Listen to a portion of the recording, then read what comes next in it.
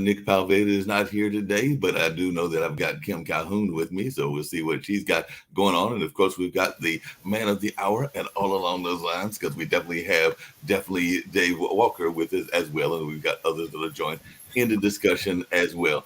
I know one of the things that Kim wanted me to ask you, Dave, is you have this wonderful and amazing book that talks about the economy of the U.S. and the economy to some degree of the world. But I think one of the things that folks have been asking us is, what exactly is the book about? What is the thoughts around the book, and why did you write the book? Because you had all this amazing history with being a comptroller general for both Bush and I believe Obama, if I'm remembering correctly and everything. So what was the reason that you got behind this book, and where are we as a economic power?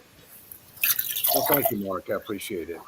I was Comptroller General of the United States from 1998 until 2008. So that was during Clinton and during Bush administrations. And I've held various other capacities both before that and after that for presidents of both parties.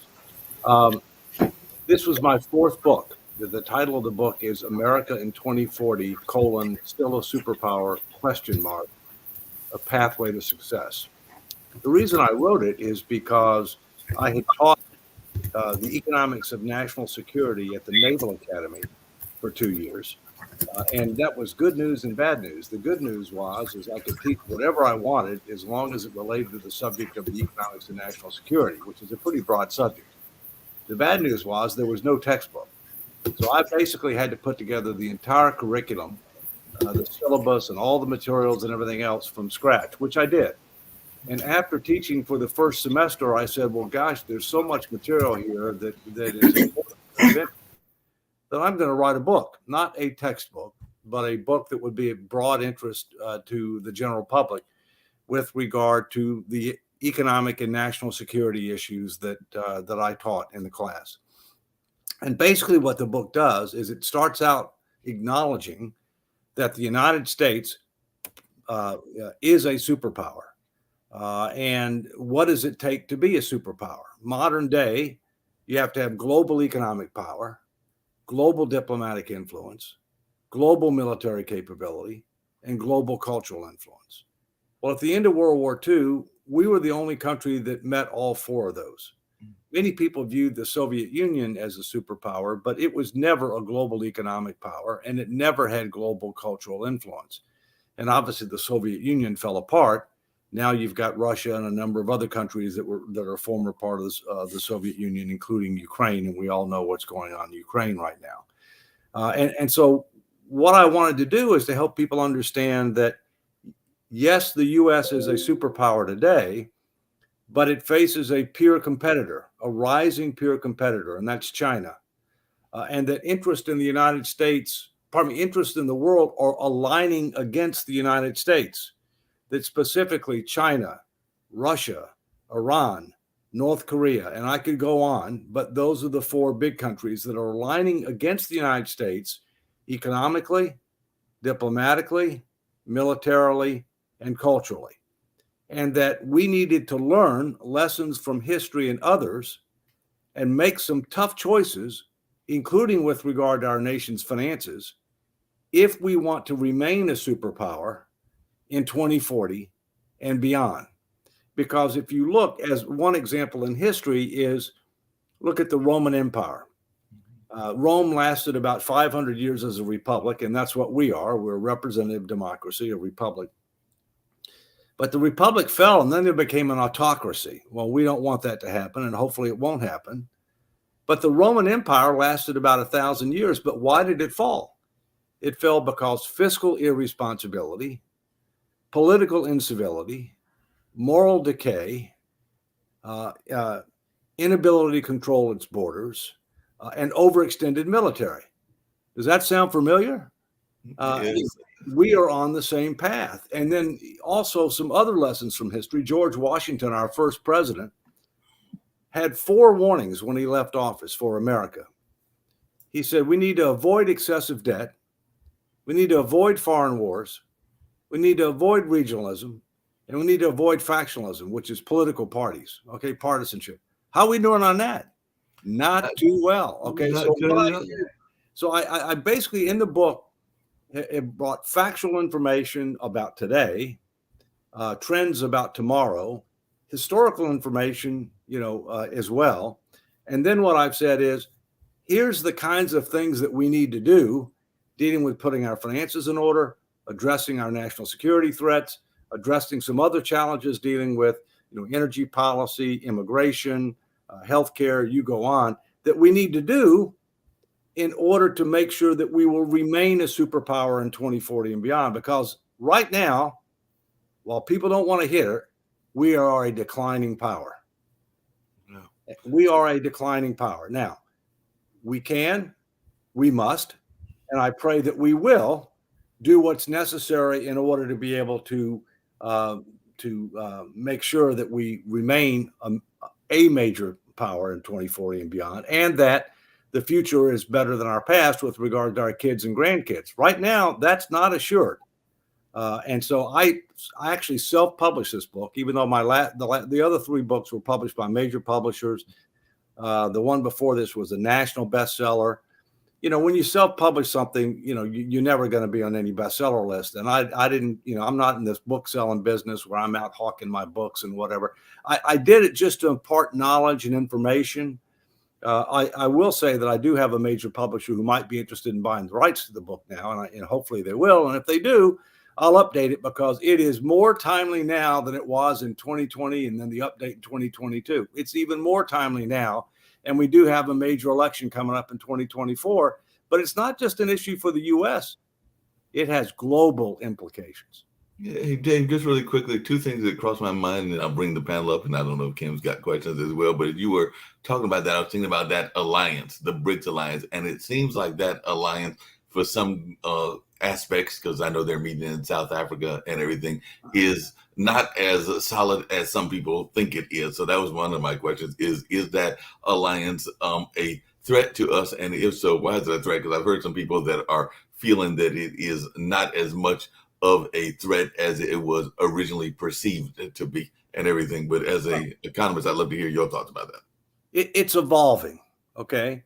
And, I think one of the things you got to keep in mind that we really have to focus on is alternatives to the dollar. The U.S. is the world's largest global reserve currency. We have about 60% of global reserves for the dollar. But one of the objectives of the countries that are relying against us is to move away from the dollar. Now, my personal view is that, the U.S. dollar will always remain a reserve currency, but because we've abused our status as the world's largest reserve currency, because we're not putting our finances in order, because we have been too loose with regard to money supply, we're going to lose market share. And as you lose market share, it means you're going to have to pay higher interest rates to borrow. It means that you're going to have less of an advantage on trade, and you're going to have less of an ability to impose economic sanctions. That's a reality, all right? Part of the problem is that China thinks long term. China when they decide that they're going to do something, they have the ability to execute very quickly. Now, there are negatives. They're a totalitarian state. People don't have rights, and there are many negatives. We don't want to be like China. But one of the things they do have that we need is a plan. We need a plan that helps address the issues that I talked about: the economic, the national security, the diplomatic, the cultural, particularly the first three. What's our plan to be able to address the challenges and capitalize on the opportunities to make sure that we're doing what needs to be done to be well positioned in 2040 and beyond? China has that, and a key part of that is called the Belt and Road Initiative, which cuts on all four of those, and they're executing on that. And we don't have a plan. If you don't have a plan, all you have is prayer. Don't get me wrong, Mark. I'm for prayer, but I'm for prayer and a plan. And we still don't have that. Hey, just really quickly, then we'll bring up the panel. And I know that Kim might have some questions as well. But you mentioned earlier the older societies like Greece and Rome. And one of the things that I remember about them historically, and this actually comes to a discussion I was going to get to in the news that I didn't get to, but they used to be very cross-generational, because the early times of Greece, there was a lot of the young people that were being mentored by the great philosophers and everything. But as they grew older, and as the society grew older, my understanding of history is that that became less noticeable. So there was more of a elderly kind of influence and everything, and all in that space. And I'm afraid that that is what is happening to us now and everything. But I was wondering your take on that, because there used to be more of a cross-generational communication, and I don't know that that is happening, because even in politics, we're seeing a older generation that is in charge. And I'm 61, so I'm not knocking the older generation. I'm about to step into that age range of 70s and everything, not that far away and all along those lines. But I do hear some of my younger mates complaining about the older folks in charge. But I'd love to hear your take on that. As my wife says, age is just a number and hers is unlisted. But the truth is this, okay? The truth is we are an aging society. We have longer lifespans. We have, over time, fewer and fewer workers supporting relatively more retirees, okay? But we are a very pluralistic society. And we have less of a demographic challenge than many of our competitors, including China. But one needs to learn from older generations. At the same point in time, you need new blood. My personal view is that one of the things that the United States needs is it needs 12-year term limits on its senators and members of the House. And the reason being is that we have too many, quote unquote, career politicians that are in office. They may or may not have had a real job before they got elected, but once they get elected, they tend to stay there for a long, long time. Okay. In addition, as Reagan used to say, Washington, D.C. is an island surrounded by a sea of reality. And that's really true. I mean, they lose touch with reality. And now a lot of them don't want to do town hall meetings. We now have a republic, which, as you know, is a representative democracy, not a direct democracy, that is not representative of nor responsive to the general public. As I say, the wingnuts are in charge. The far right's in charge of one party. The far left's in charge of another party.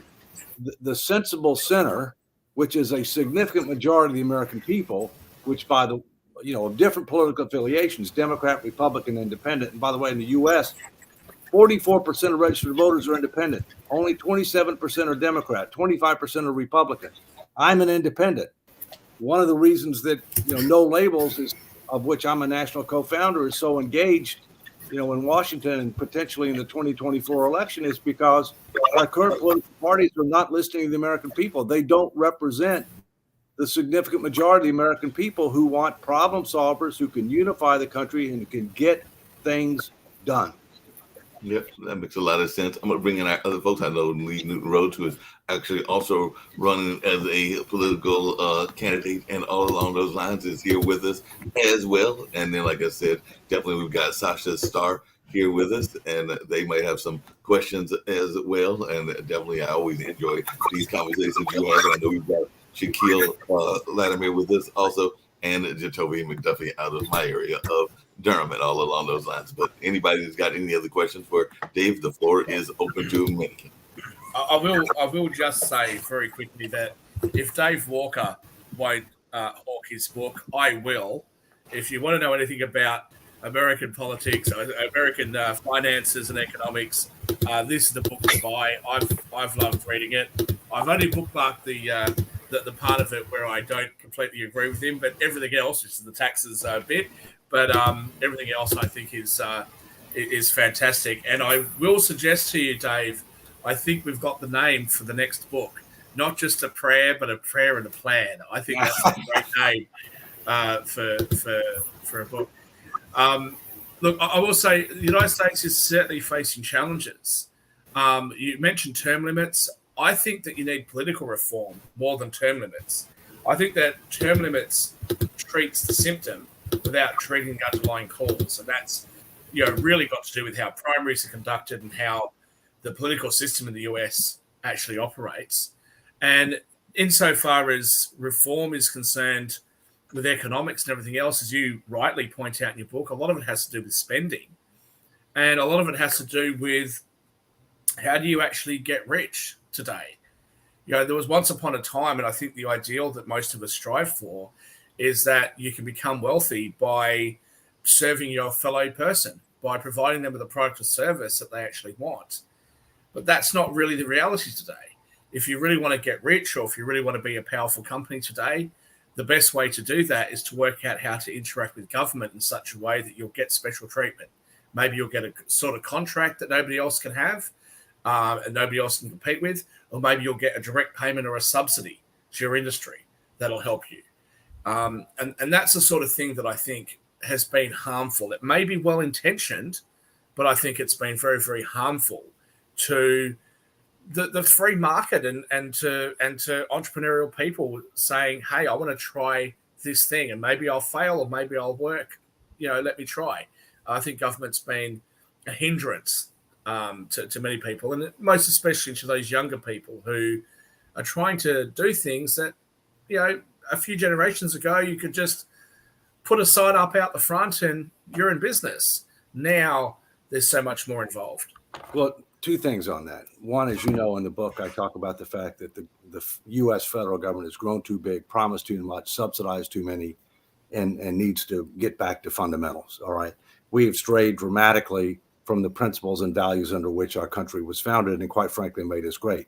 Limited but effective government, individual liberty and opportunity, personal responsibility and accountability, rule of law, equal justice under the law, fiscal responsibility, intergenerational equity, stewardship. I mean, those were founding principles that stood us well for, over 200 years, but we've strayed from that. Secondly, as you know from the book, there's no question we need political reforms. We need things like integrated and open primaries, ranked choice voting, campaign finance reform, term limits. I could go on. Okay. We have to revitalize our political system.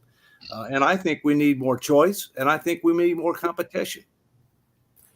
I definitely agree with ranked choice voting or instant runoff. So that's certainly the system we have in Australia.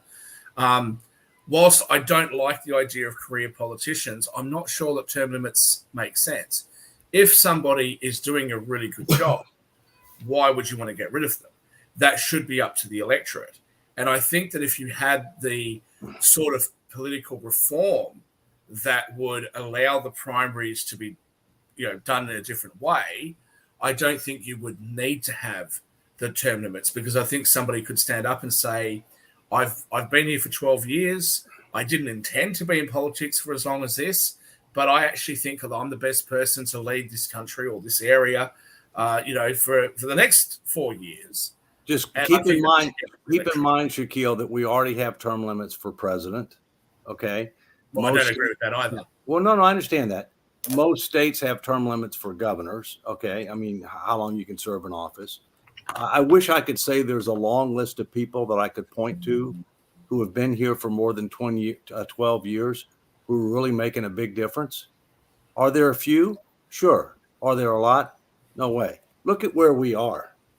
Look back 12 years, look back 24 years. Things gotten better, things gotten worse in the last 12, 24 years. And the other thing is when I talk about 12-year term limits, you could be in the House 12 years, you could be in the Senate 12 years, you could be a governor, you could, you could end up being in multiple roles and being in politics a long time.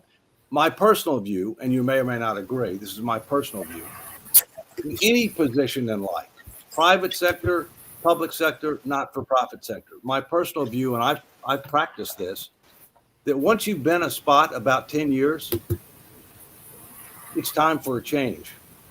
If you hadn't made a difference in 10 years, you're not going to make a difference. And organizations and functions need new ideas, need new energy, need new blood, and so I think Dave, how far would you go with it? Dave, how far would you go with that?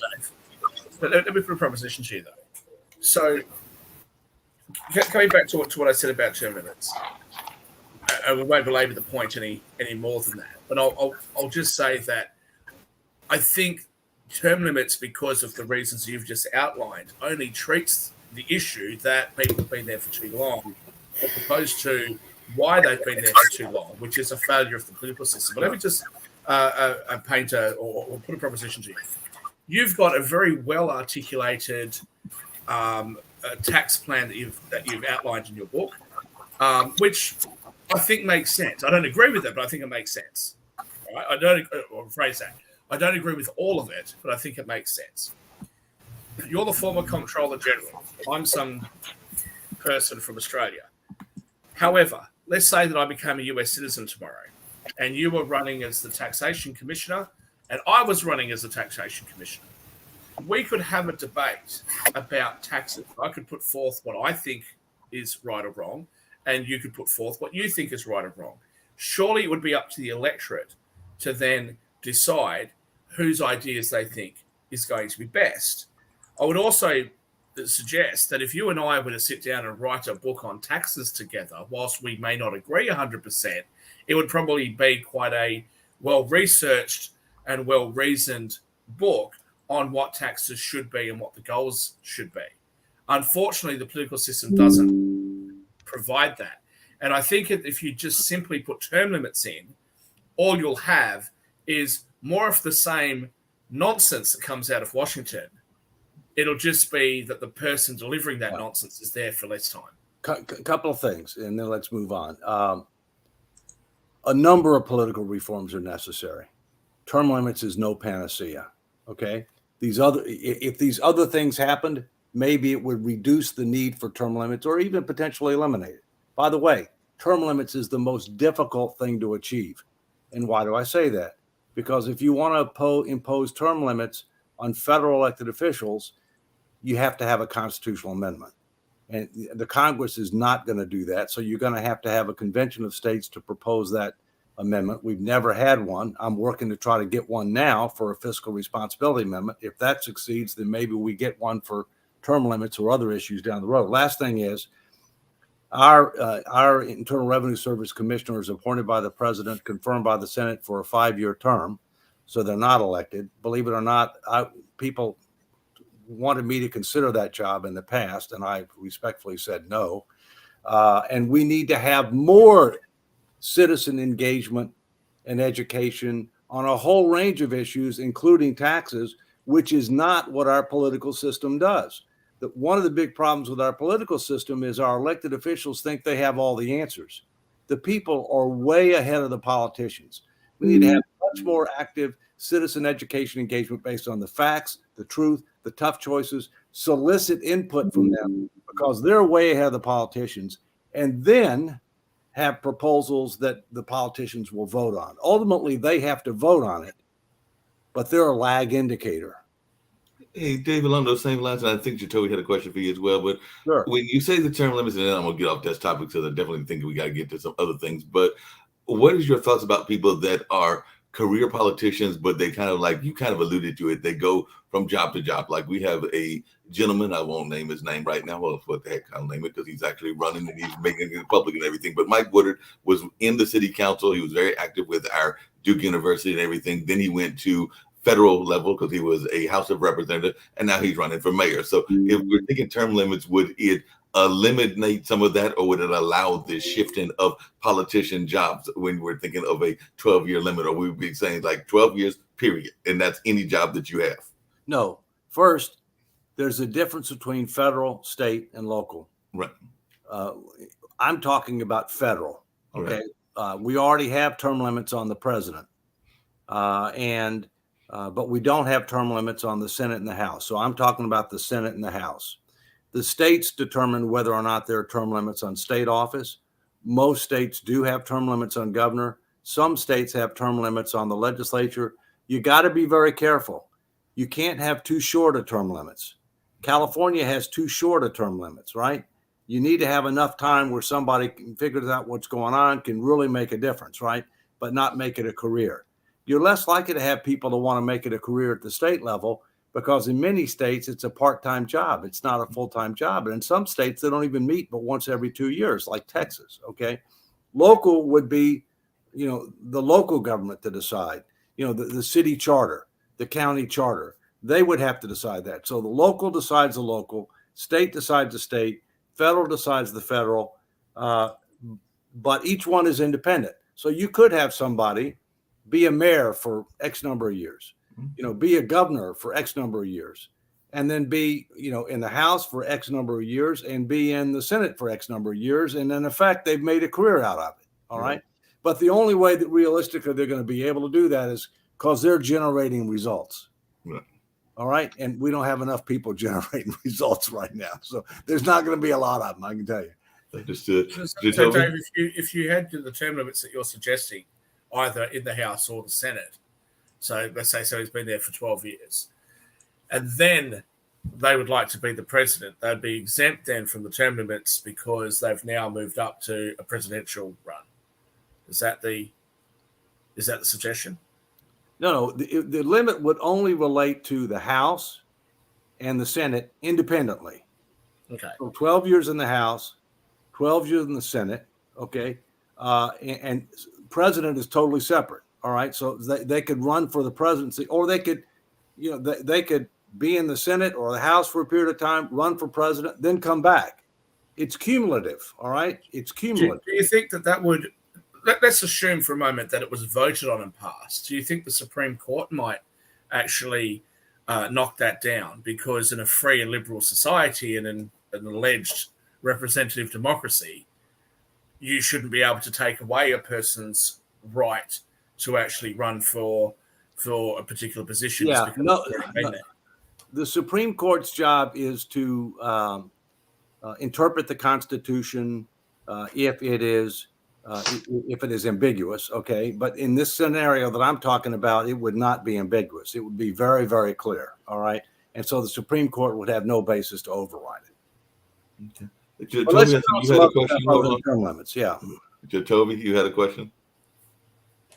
Well, not to. Well, I'll move off the actual term limits discussion since we've been there for a while, and move, I guess, towards I know you had mentioned the decay in morality. Where do you see that decay in morality? Because I was wondering where that discussion was going to take us, as well as the politics, the political discourse, and how politicians themselves feel safe and not actually having to deal with the community themselves because they're in a safe red or blue or whatever gerrymandered district, so they don't have to worry about actually talking to their community anymore. Well, it's actually even more than morality. Let me give you my theory. Okay, think of a pyramid. Okay, at the foundation is legality. In the middle is ethics, and on the top is morality, the pinnacle. All right, we have too many people that are crawling on the floor.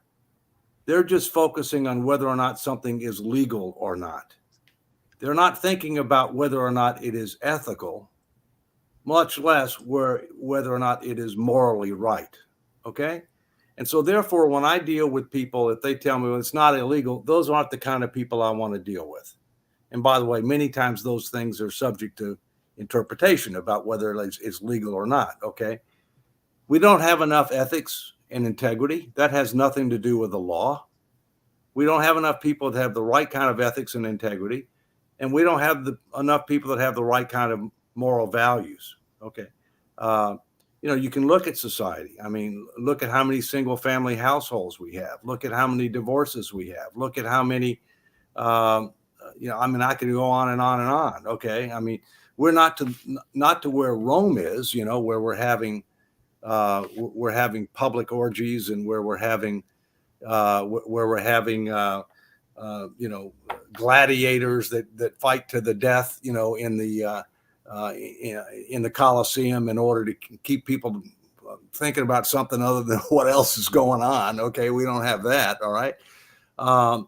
So that's where I'm coming from. I mean, and we have too much divisiveness. Now you touch back on a political reform.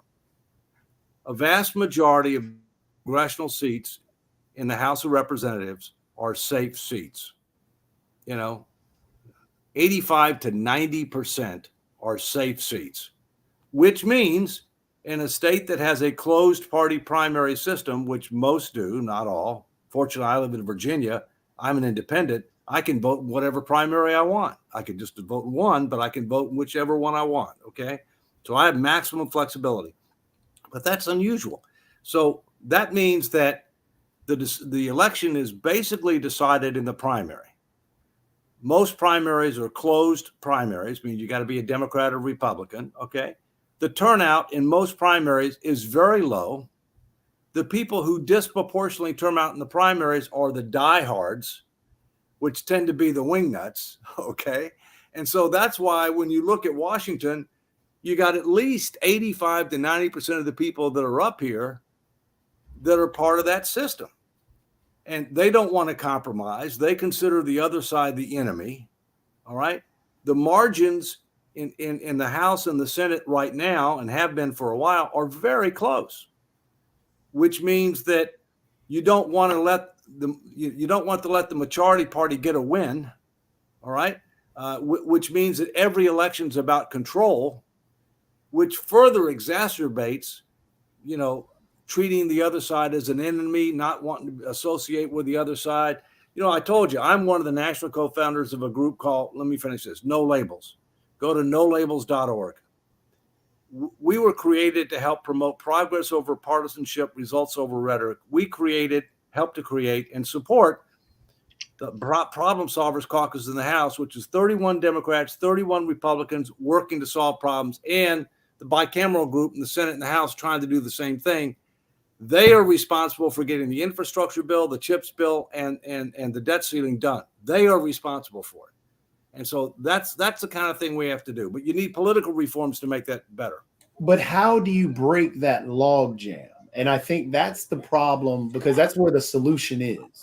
When we go into these, again, those safe districts that you're talking about, 85 to 85% that are just in a safe zone. How do we break that? How do we get rid of that gerrymandering? The states have to do that, and some states have. Okay, well, California has a commission that actually draws the lines. All right, rather than having the partisan legislature do it. In addition to that, they have integrated and open primaries. All right, and they don't have ranked choice voting, I don't think. There are more and more states that are moving towards ranked choice. In fact, I don't know if they do or they don't, but I support all three of those things. So, an independent redistricting process, integrated and open primaries, ranked choice voting, campaign finance reform. Let me give you a novel idea. The only people that can contribute to political campaigns is the people who can vote. Newsflash, corporations and unions can't vote. That was Mitt Romney that said that corporations were people. Go ahead. Mitt Romney had said the corporations were people, and that I think created a big issue. Well, what was more important, the Supreme Court said it, and they are for economic reasons, but in my opinion, they're not for voting reasons. Hey, Dave, North Carolina, for example, unless you're in the city of London. Right, hold on, Zach. Let me finish this point real quick. So North Carolina, for example, has a problem because we just did in 2000. Mark, correct me if I'm wrong. It was either 2018 or 2019. They had to redraw the lines, or it might have been 2020. They redrew the lines. You do it every 10 years. Yep, and then the House, the super majority, because I think that's another problem that we have to attack. It doesn't matter if it's super majority Democrat or super majority Republican. Doesn't matter. No party has all the answers, like you said. So one of the problems that we ran into in North Carolina, they redrew the lines, but then the super majority threw out those lines just this year. So how do, again, let me come back. All right. Let me come back. Two things about North Carolina. All right. The state needs to learn from other states.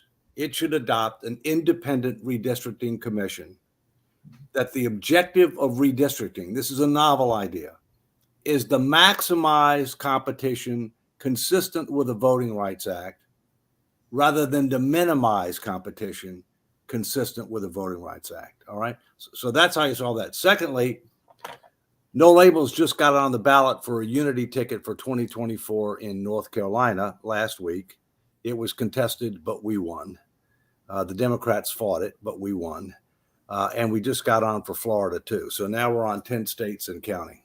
But what are you running in the local elections, or is it just? Here's what we're doing. We are getting ballot access. The objective is all 50 states plus DC for a potential, underline the word potential, unity ticket. Unity means that the people running for president, for vice president cannot be of the same political party. Okay. We get Democrat and Republican or an independent, it can't be the same political party. Okay. Who would agree to support the common sense agenda, which is based on what the people are concerned about and making progress on those issues. All right. But we're only going to run if next spring it looks like there's a pathway to victory in the Electoral College. And that will be depending upon who the candidates are for the Democrats and the Republicans. And it'll be based upon which candidates we might offer our line to. As of today, there is a pathway to victory. As of today, it's greater today than it was early this year because both Trump and Biden continue to have more problems as time goes on. In that unity ticket, what policies are you going to push? Because I think a lot of individuals are lost at those policies because there are some major differences between the policies. Yeah. If you take one of the most contentious, which is, right now out there, which has the majority of support of people are in support of legalized abortions. Yeah. However, the Republican Party is pushing for not doing that. So go to nolabels.org. Look for the Common Sense publication. There are 30 issues that are top priority issues of the American people, and there are principles for how do you solve those issues.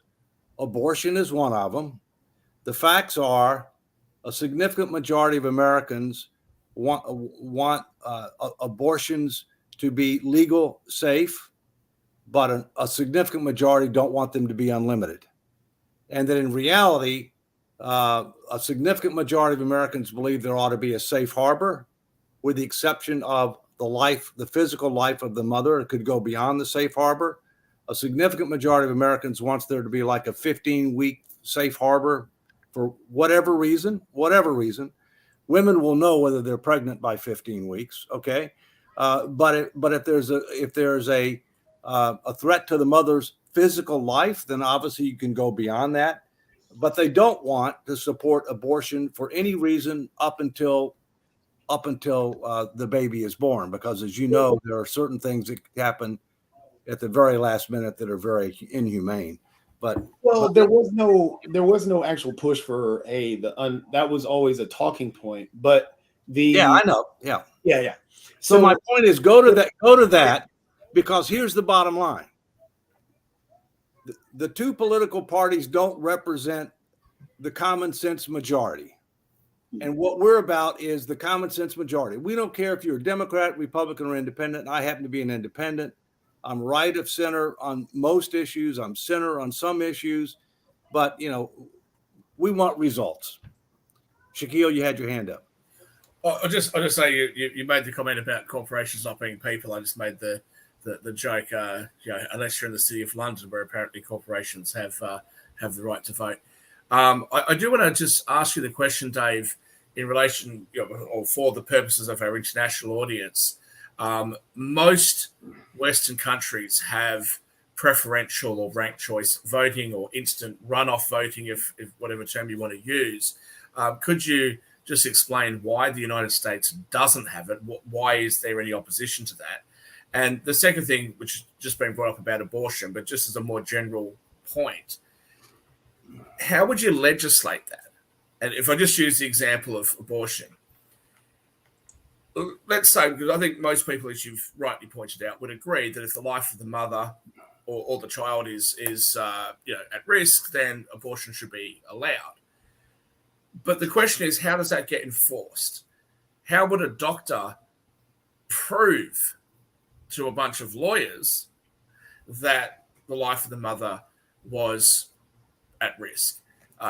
Some Republicans have said, well, we'll make an exception in the case of rape.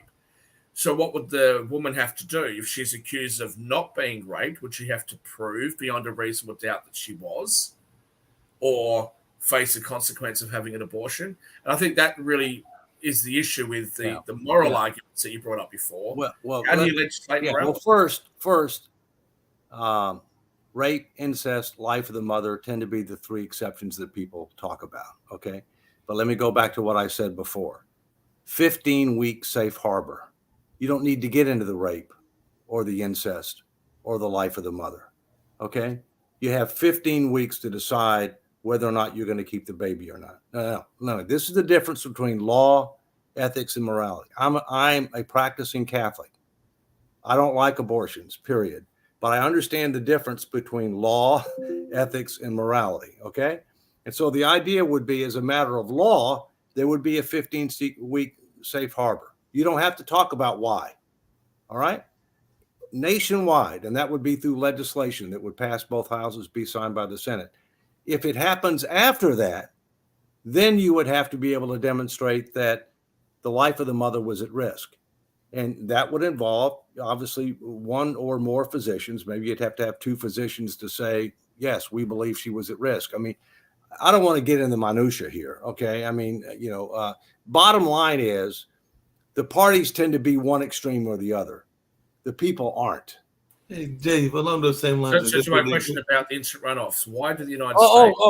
Because in our system, with the exception of federal elections, under the Constitution of the United States, the states have the responsibility for elections. All right. Not the federal government. All right. And so therefore, you just got to go state by state. And ranked choice voting is catching on. Ranked choice voting is catching on. I support ranked choice voting. All right.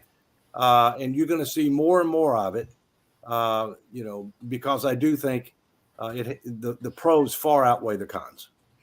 Hey, Dave, just really quickly, because you kind of mentioned it earlier, and I know it's less of an economical issue, but I was just wondering from a political standpoint, because when I was in school at Marquette, a Catholic university, a nice Jesuit university, and all along those lines, we definitely were required to take ethics and religion. I almost have joked to you a couple of times that I felt it was a second minor. So is that something that you would like to see maybe our school systems and other people encourage? Because I don't know that ethics is even being taught in school the way it was in the 80s when I was in school and all along those lines. I'm just wondering your take on that. Well, I would say there are two things that need to be taught as a condition of graduating from high school. Mm-hmm. Financial literacy and civic responsibility. Mm-hmm. Right now, financial literacy is only required in 15 of 50 states. So we got a long way to go. Civic responsibility, I don't know what the numbers are for that. I do think that ethics, okay, and you don't teach, morality is something you might get at a Catholic university or whatever, but ethics is non-denominational, right? And so I think that ethics is something that is appropriate to be taught at the collegiate level. Okay. The problem is we got too many things that already need to be taught. They're not even talking reading, writing, and arithmetic enough, I mean, in the K through 12. So there's a limit as to how much we can teach them. If they could get it into the curriculum and the number of days, I'm all for it. But I think realistically, the first two things are the things that need to be mandatory, and ethics should be required to graduate from a degree in college. Yeah, I can definitely see that. Hey, Dave, just really quickly, and I think that Sasha and Lee may have questions for you as well, but I'm a big fan of small business and definitely a big fan of the support of small business. Do you think we are giving the SBA and small business in general enough support, or is that something that even in your economic plan you are thinking that we could do better? Because I know there was a number of plans even around buy local and everything, and I don't know that they are as active as they used to be. But I would love to hear your take on how we are doing with small business. The economy in the United States is driven by small business. A lot of innovation is driven by small business. The government has grown too big, regulated too much, and all too frequently its policies favor big business rather than small business. So there's much work to be done there. Yeah, definitely agree. Lee, any questions and everything? And by the way, Yeah, I just had a question of Dave. In the CBO office in 2022, all $500 billion was allocated for unfunded programs that have expired through sunset provisions. Why is that happening? You're talking about having an orgy in Washington. This, to me, is an orgy. Because Congress isn't doing its job and because there's no enforcement mechanism. You know, you got to keep in mind, three things have to happen in order for any system to be successful and sustainable. You got to have properly designed incentives that encourage people to do the wrong thing, encourage people to do the right thing, discourage people from doing the wrong thing. Adequate transparency to provide reasonable assurance they will, and appropriate accountability if they don't. The problem here is that there's no accountability mechanism. If you don't do it, what are the consequences? In theory, it should automatically mean that funds don't go, and it's a violation of the Anti-Deficiency Act, you know, if you end up spending any money on something. But they haven't done that.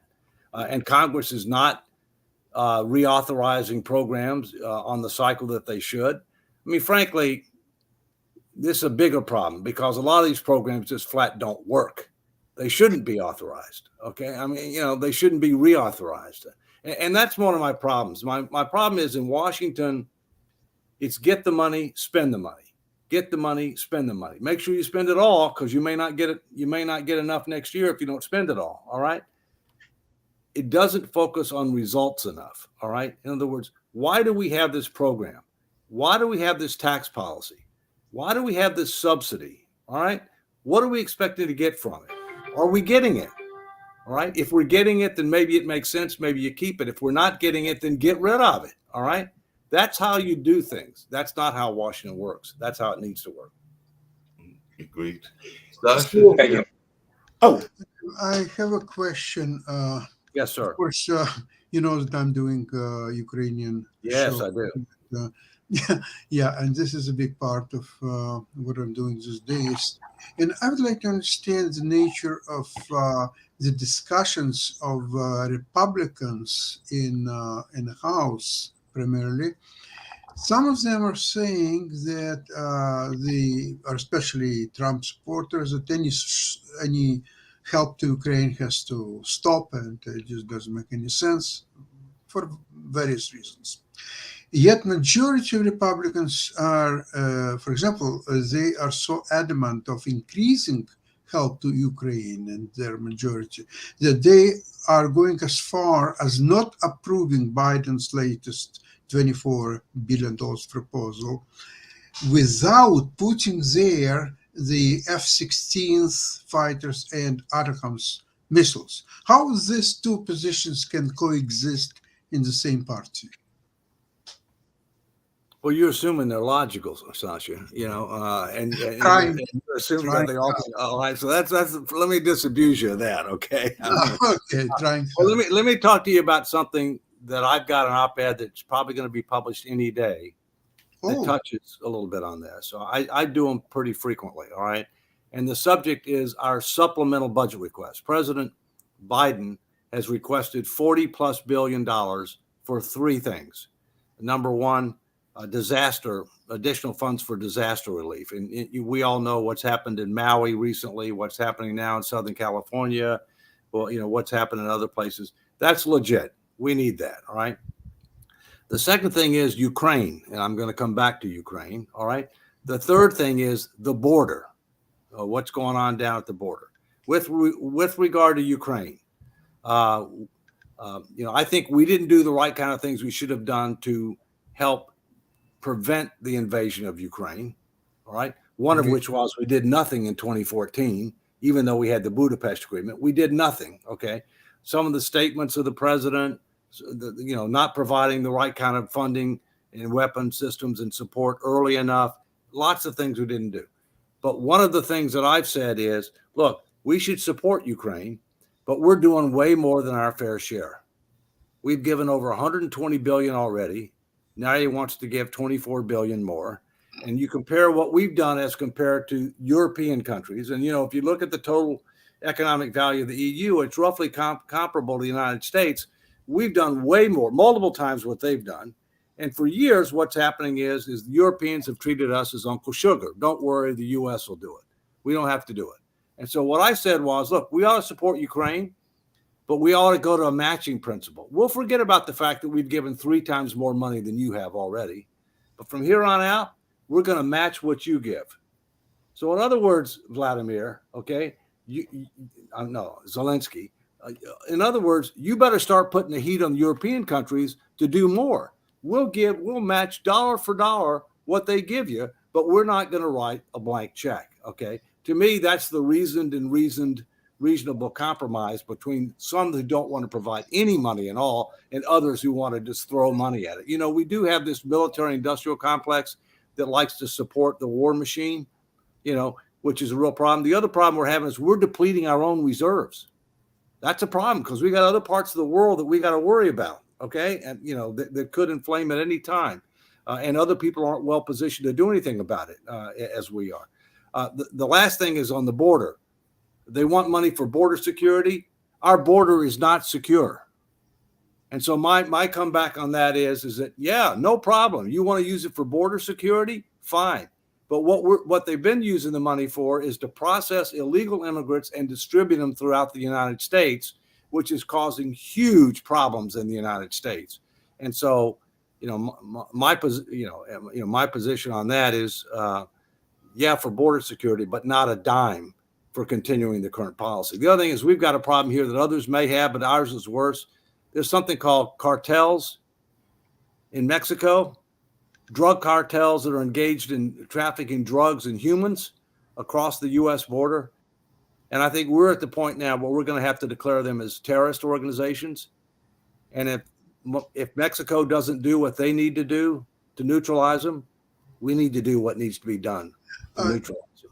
David, with Ukraine, there's another question Ukraine, must ask you, Go. because your opinion is very interesting to me. Don't you think that the fact that Ukraine is successfully so far, with a great help from the West and specifically United States, it's fighting a huge country, number 1 or 2 nuclear power. Now, is it time now that U.S. have to rethink its military doctrine? Because before it used to be believed that the nuclear umbrella covers everything, including the United States, Western Europe. You don't have to worry about anything at all once you have that. But now it appears that because no one in his right mind can use actually that nuclear weapons, then the conventional weapons are playing bigger and bigger role. Yeah. Thank God, U.S. has a great advantage in this respect, but maybe they have to put even more attention to produce better weapons, more weapons. I'm talking about conventional weapons. Yeah, the answer is yes. And the other thing that we have to do is we have to do a lot more in the area of unmanned vehicles, above, in the air, on the ground, and underwater, and we are. Excellent. Toby, yeah. So on the border, you just said that there's so many problems with that we send money down to process undocumented individuals, and then we send them across the U.S., and that's causing us so many problems. Yep. From what I've read, the undocumented individuals have increased, have added to our economy a tremendous amount.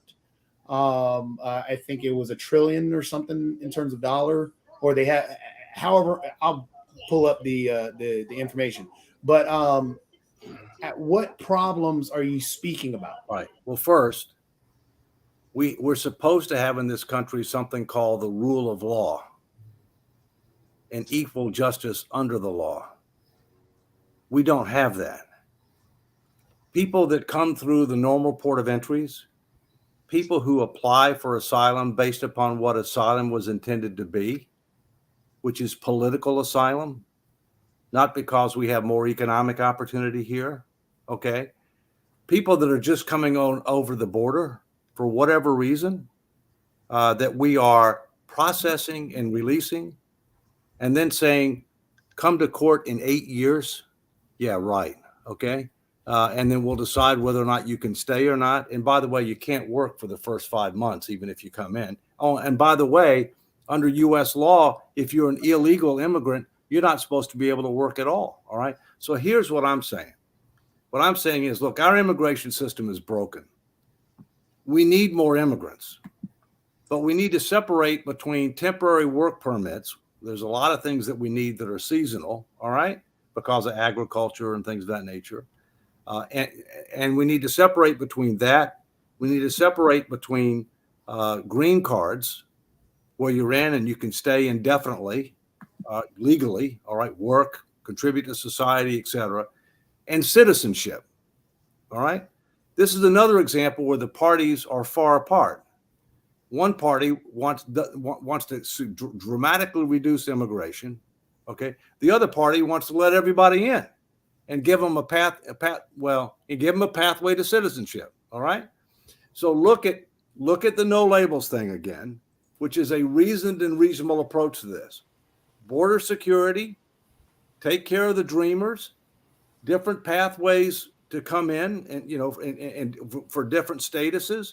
The other thing that we need to do is we need to learn from other countries like Canada and other countries where they actually consider the individual's skills and ability to support themselves, as to whether they let people in or not.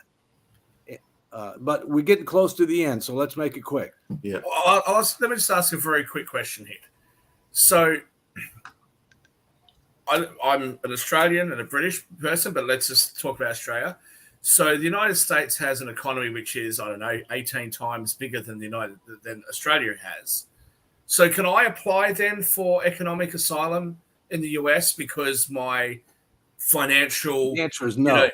Well, why not? Because I don't come from a third world country. What I'm telling you is we need to get back to what asylum was supposed to be. It's a facetious point. I know it is. But here's the question I really have.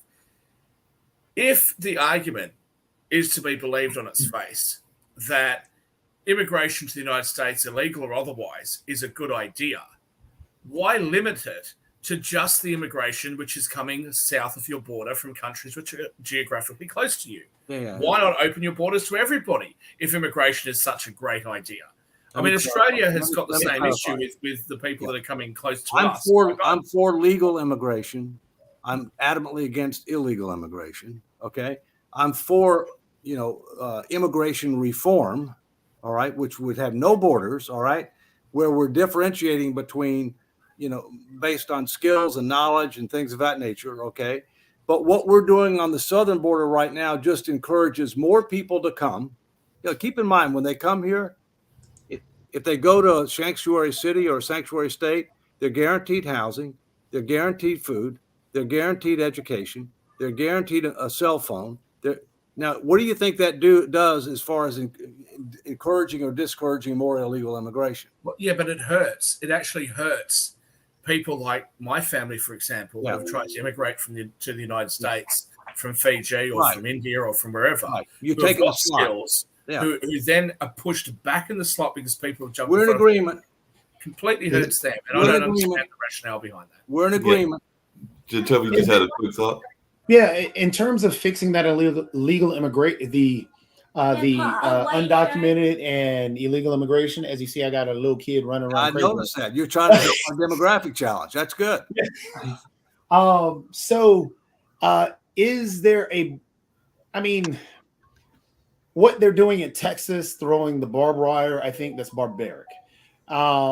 Is it better to throw in more, because the legal process for the asylum seekers to the others, would it be a better use of money in terms of trying to process these individuals, because they have to wait forever because there's such a long line? Is it better to start pushing our individuals who are in the legal system to go into that immigration law, to go into judges and everything else to handle that border situation better? Because I don't know. Throwing more, being barbaric like Texas and pushing kids back into the lake, into the river where there's barbed wire there, which is happening. Shaq, don't shake your head. It's actually happening. Don't tell me whether I shake my head or not. So Well, let me just short circuit it. If you don't have a border, you got a problem. true.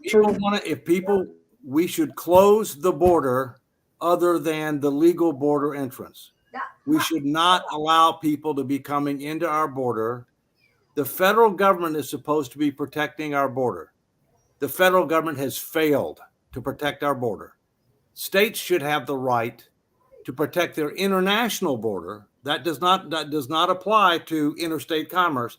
They should have the right to take reasonable steps, and we can debate what that is, to protect their international border if the federal government fails to do its job. Right now, the federal government is failing miserably, and now you have, for the first time, you have Democratic governors from major cities saying, this is a federal problem. You need to solve it because it is overwhelming us.